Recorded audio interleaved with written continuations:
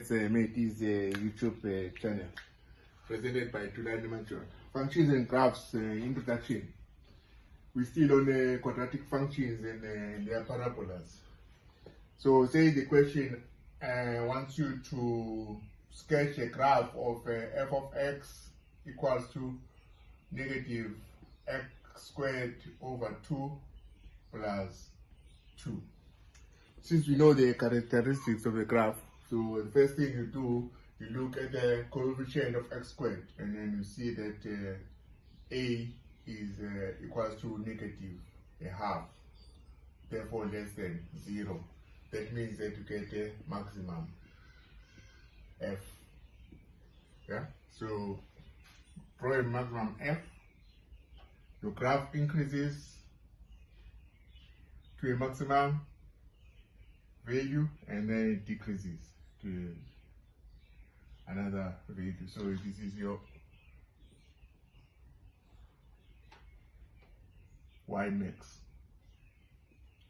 But we also know that when p is 0, p equal to 0 means that your x symmetry, yeah, the symmetry axis, yeah, x symmetry value is equal to 0. But once x symmetry value is 0, that means that you get your y-axis. So here,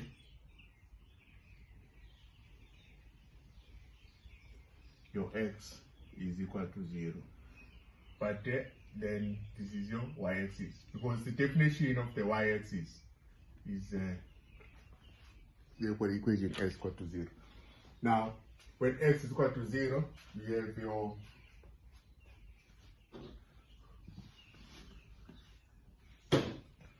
f of 0 equals to negative 0 squared over 2 plus 2, so which is equals to 2.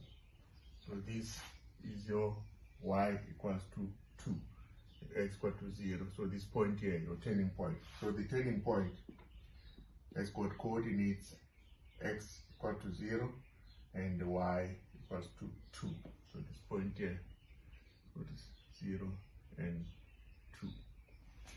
And then that means that also that point is actually your turning point. So if it's your turning point, it means that your graph is actually increasing, or this is your graph of f. Your graph increases to a maximum, yeah? So your range will be y less than or equals to 2. Increases to a maximum of 2. Yeah, your y here will be equals to 1, and your y here will be equals to 0. Your y here equals to negative 1. Your y there equals to negative 2. So got negative 2, negative 1, and 0. Well, y equal to 0 gives you your x-axis, that's by definition. So this is your x-axis. So now what do we need next? We need to find out what these points are. These x-intercepts, which we know are also the roots of the equation. They are, some call them critical values or the solution of the equation f of x when f of x equal to 0. So you equate x squared minus 2 plus 2 to 0 to find out what are the values of x when f of x is equal to 0. So there, what you do is you multiply each value by 2 to get rid of this 2. By 2, multiply by 2. So each term is multiplied by 2 to get rid of this quotient here. So we end up with negative x squared plus 4 equal to 0. And then some people have got a problem of finding the factors when the coefficient of x squared is 0. So what I do for them, instead of changing the 4 minus x squared, I just divide by negative 1 to make life easy. Each term, yeah, negative 1. So you know, so the left hand side equals to the right hand side. So whatever you do on the left hand side, you do on the right hand side. And then you end up with x squared minus 4 equals to 0. And then now x squared minus 4 is a difference of squares. So when you got your difference of squares, what does it mean? It means that you got your factors as x plus 2 and x minus 2. They will give you 0. So basically, this x squared minus 4 will be equal to 0 when x is equals to negative 2 or x equals to positive 2.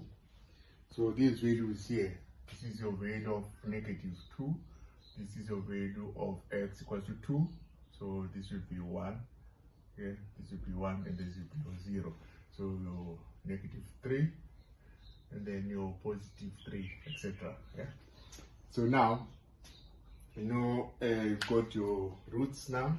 X equals to negative 2, so x equals to 2, which sometimes you call them your solution, or you call them your critical values. Yeah. So what else? I just need to clarify here once you're here. So now when y equal to 0, you get x equals to negative 2 or x equals to 2. But when y equals to 1, your x is 1, yeah? When y equals to, not really, y equals to 1, no? I don't know, it's positive. So when x is between negative 2 and 2, your y is positive. Oxalate, that's what it is, yeah? So what I want to write here is that your f is greater than 0 when x is between negative 2 and 2. Similarly, your f will be less than 0. So your f is less than 0 when x is greater than 2. See? So f is going down. So your f goes up from negative up to equal to 0, right up to the maximum of 2, and then it comes down to 0.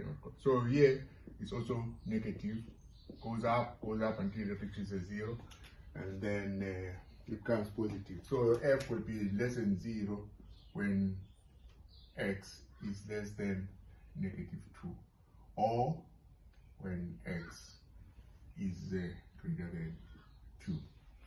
Please share with us, and also, yeah, click that like, and then maybe even comment. Yeah, I'll appreciate your comments, and subscribe if you haven't already subscribed to my good videos. Thank you.